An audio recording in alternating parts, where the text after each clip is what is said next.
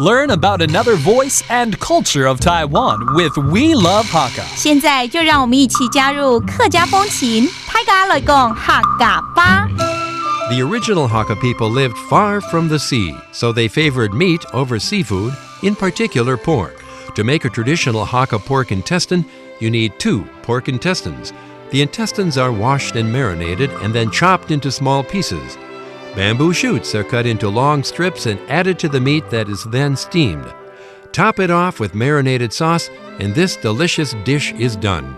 Hey, what's up, everyone? It's time to talk about Hakka right here on ICRT. Hello， 大家好，我係阿邊個 Leo。Hello, 大家好，我係 Joseph Lin Lim Zap Siu. And I want to ask Leo today about a question because I ordered something at a Hakka restaurant, but it came out to be different. 最近呢，我去一家客家餐厅，我本来是想吃的是这个猪肠炒姜丝啊。猪腸炒姜絲啊，没错，猪腸炒姜絲，猪腸炒姜絲，我都不太会念，所以点错了。它出来是不一样的耶，不是那个酸溜溜的那个猪肠炒姜丝。那是什么东西啊？它是就是炸的那种大肠。你说那种东西，我们客家应该有2种吃法，一种是用炸的，一种是用卤的。应该这样讲。以前人他们是用卤就是用卤的一种方式。然后呢，现在人呢把它改良过，在它卤过之后呢，用剖就是炸过，炸过之后呢，那个酥酥脆脆的，吃起来口感更好。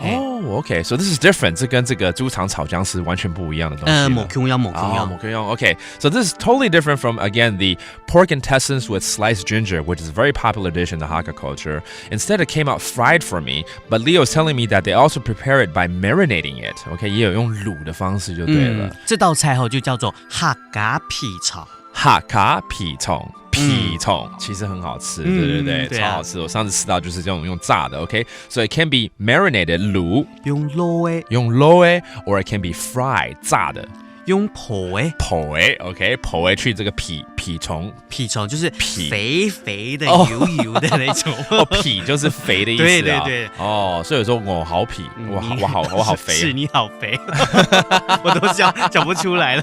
All right, so there you go. Let's review these terms. The Hakka pork intestines, 客家肥肠，客家皮炒，and it can be marinated 卤的，用卤or 用炸的是剖用剖对，用剖OK, so don't order the wrong thing or order all 3. 下次呢3种，不管是炒的、炸的、卤的，都一起来点嘛。对，都可以吃啊。哇，好吃啊！好There you go. That's today's talk about Hakka. 什么大家？俺只say张来了。